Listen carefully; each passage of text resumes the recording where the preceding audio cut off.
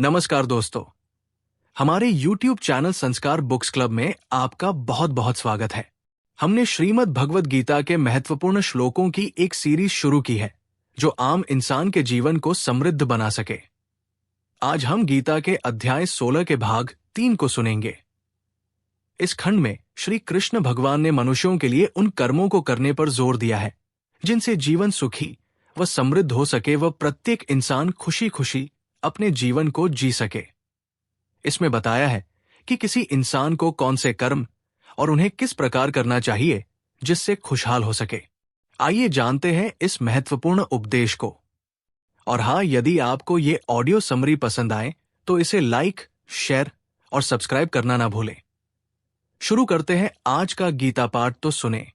श्री कृष्ण बोले, काम, क्रोध और लोभ ये तीनों आत्मा का नाश करने वाले नरक के द्वार हैं।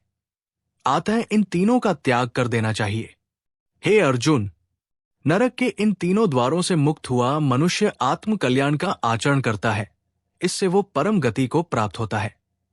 जो मनुष्य शास्त्र विधि को त्याग कर अपनी इच्छाओं के अनुसार कर्म करता है, वो न सिद्धि को प्राप्त होता है, न सुख को और न परम गति को। इसलिए इस कर्तव्य और अकर्तव्य की व्यवस्था में तेरे लिए शास्त्र ही प्रमाण है, ऐसा जानकर शास्त्र विधि से नियत किए हुए कर्म ही करने योग्य है। अर्थ, आसुरी संपदा संसार की कामना करने से आती है। संसार के भोग पदार्थों को इकट्ठा करना, मान और आराम चाहना आदि जो अच्छे दिखते हैं, उनमें जो आकर्षण है, बस वही मनुष्य को नरक की ओर ले जाने वाले होते हैं। इसलिए काम, क्रोध, लोभ, मोह, मद और मत्सर ये षड रिपु यानी मनुष्य के 6 दुश्मन माने गए हैं। इनमें काम सबसे मूल है, क्योंकि कामना ही मनुष्य को बांधती है। भोगों की तरफ खिंचाव होना काम है, उन्हें इकट्ठा करने की वृत्ति लोभ है। और जब कोई कामना पूरी नहीं होती या उसे पाने में कोई अड़चन आ गए तो उससे क्रोध यानी गुस्सा जन्म लेता है। जब ये तीनों बहुत बढ़ जाते हैं तो उससे मोह खड़ा हो जाता है।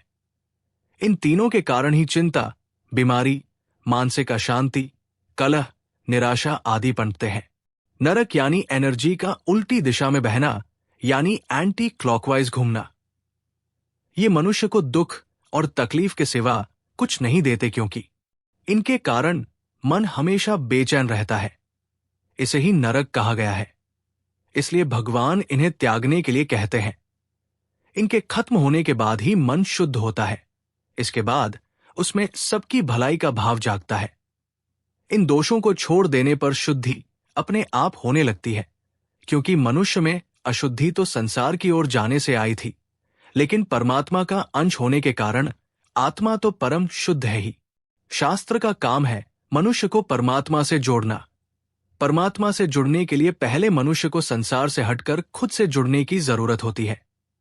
खुद से जुड़ना ही शास्त्र को जानना कहलाता है, क्योंकि खुद से जुड़कर ही मन शुद्ध होता है। इसका कारण यह है कि तब मन में यह भाव जागने लगता है कि मैं शरीर नहीं, परमात्मा का अंश आत्मा हूं, और ये आत्मा हर जीव में मौजूद है। ऋषियों ने अपने इसी अनुभव को शब्दों में उतारा है, जिसे शास्त्र कहते हैं। इसलिए शास्त्र को पढ़ने के लिए कहा जाता है, ताकि मनुष्य उनसे ज्ञान ले सके और खुद में बदलाव लाने की कोशिश कर सके।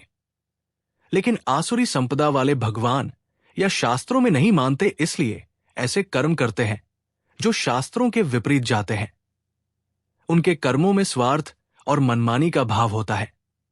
उसकी यही मनमानी उसके लिए सजा बन जाती है, क्योंकि जब कर्म ही गलत होंगे तो फल अच्छे कैसे हो सकते हैं। इसलिए ना वो सुख पाते हैं, ना परमात्मा की ओर जा पाते हैं।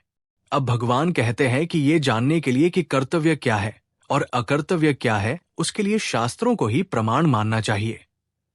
क्योंकि शास्त्र और कुछ नहीं बल्कि उन महापुरुषों के अनुभवों और आचरण को बताते हैं जिन्होंने परमात्मा को अनुभव किया है।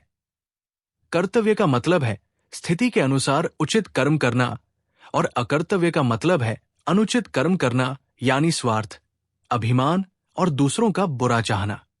क्योंकि अर्जुन युद्ध से पीछे हटना चाहते थे, तो भगवान उन्हें ये भी समझाते हैं कि क्षत्रिय होने के नाते उनका कर्तव्य था युद्ध करना। अगर वो इससे पीछे हटते हैं तो ये शास्त्र में बताए गए कर्म के खिलाफ जाना होगा। शास्त्र में समाज के लिए जो 4 वर्ण की बात बताई गई है, वो जन्म के आधार पर नहीं, बल्कि मनुष्य के गुणों के आधार पर है। वर्ण समाज में एक व्यवस्था बनाए रखने में मदद करते हैं।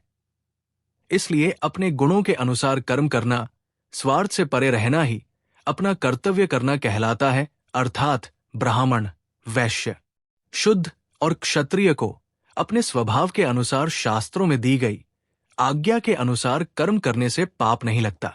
आइए इसे एक उदाहरण के माध्यम से समझते हैं। देश की सीमा पर तैनात एक जवान जब हाथों में बंदूक लेकर युद्ध के समय दुश्मनों पर गोली चलाता है तो ये उसका कर्तव्य है। लेकिन वही अपने गांव या शहर में बंदूक की ताकत दिखाना, कानून और नियम के खिलाफ जाकर ताकत और नशे के अभिमान में आकर किसी पर गोली चलाना, ये अकर्तव्य है। श्री कृष्ण कहते हैं कि जीवन जीने के सही तरीके के बारे में शास्त्रों के आदेशों को जानने के बाद मनुष्य को इच्छा, क्रोध या लालच के बिना अपने सभी कर्म करने चाहिए। गीता का ज्ञान केवल बाहरी युद्ध करने के लिए नहीं है, बल्कि मनुष्य के अंदर उसके मन में जो युद्ध चला रहा होता है, क्या सही है और क्या गलत, इस अवस्था वाले मनुष्य को भी क्षत्रिय कहा जाता है। मनुष्य जीवन की सार्थकता इसी में है कि वो शरीर के मोह में ना फंसकर केवल परमात्मा की प्राप्ति के लिए शास्त्र में बताए गए कर्मों को करे। इसे पूरा सुनने के लिए आप सभी का बहुत बहुत धन्यवाद। जल्द ही हम एक नए एपिसोड के साथ हाजिर होंगे। यदि आपको हमारा यह प्रयास अच्छा लगा हो तो प्लीज इसे लाइक, शेयर और सब्सक्राइब करना ना भूले। धन्यवाद।